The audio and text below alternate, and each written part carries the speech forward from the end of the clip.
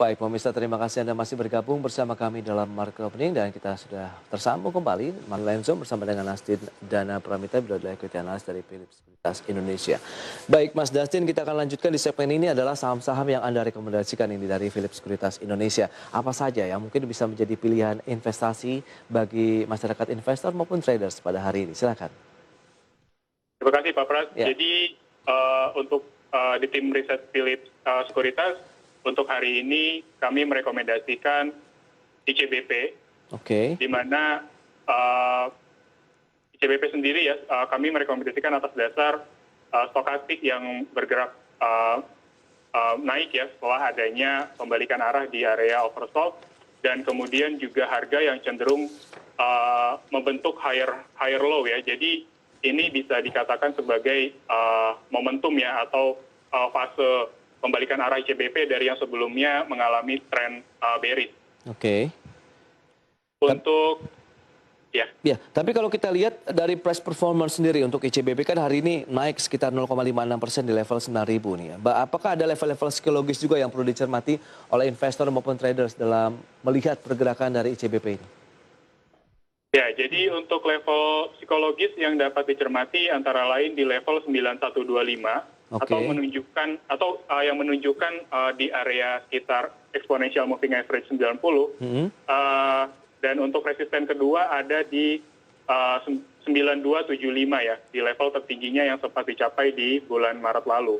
Dan untuk stop loss sendiri yang bisa dicermati ada di level 8550. Oke, 8550. Itu dia untuk stop loss-nya. Peluang ke 9125, kemudian apabila bisa breakout ke 9275 begitu ya untuk pergerakan dari ICBP sendiri.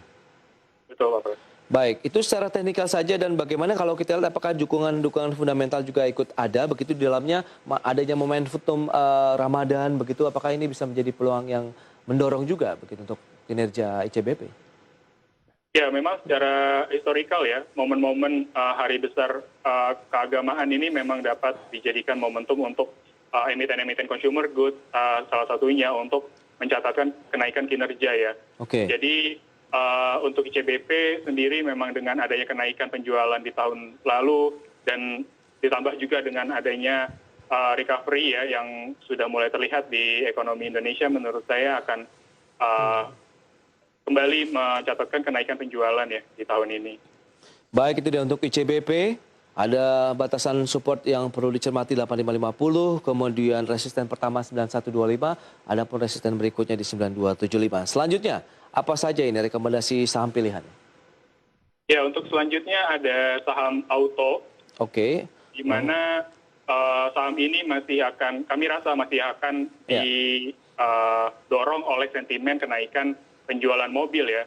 Dan juga didukung dengan teknikal sendiri, di mana stokastik yang bergerak meningkat setelah adanya crossover di area oversold.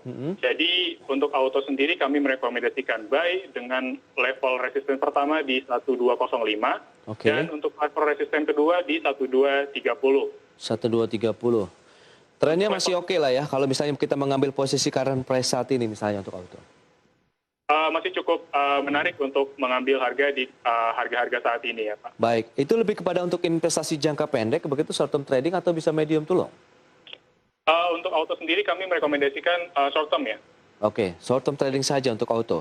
Selanjutnya ada GCTL di mana ya sebelumnya sudah saya jelaskan memang GCTL sendiri masih bergerak dalam fase bullish continuation. Baik. Di mana indikator lain yang menunjukkan adanya pembalikan arah setelah adanya pelemahan di minggu kemarin dan dengan dibentuknya candle yang full body tersebut bisa menambah peluang ya GCTL untuk menguat di minggu ini dengan target price pertama di 9.15 dan target price kedua di 9.35. Itu dia 915, 935 itu adalah level dari resisten akan ditembus ya untuk pergerakan dari GCTL. Buy current price masih boleh?